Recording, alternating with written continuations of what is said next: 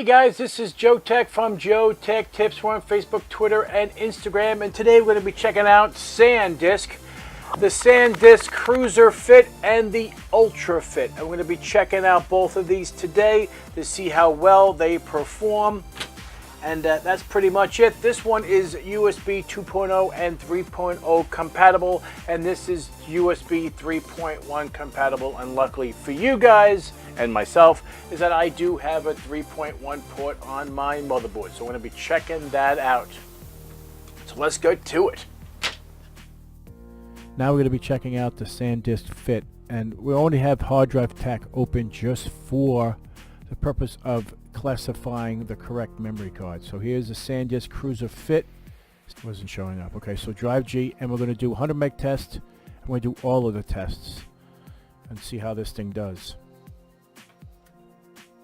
So this is probably a drive that I would stay clear from because it is slow as molasses. This is a shame because we're in the 21st century. There's no reason for slow hardware anymore. That's just a joke. Okay, so now we're going to check out the Ultra Cruiser Fit, 128 gig, and it's compatible with USB 3.1 as well, but we're going to test it out on USB 3.0 first. So we're going to do that. 92.58 megabytes per second read. That is impressive for such a 53.09 megabytes per second on the write. That's better than the other one. Okay, there we go.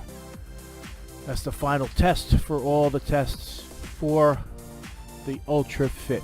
Now I'm going to go plug it into a 3.1. All right, so we're getting a little bit faster on the read. So the information that's listed on the packaging is incorrect.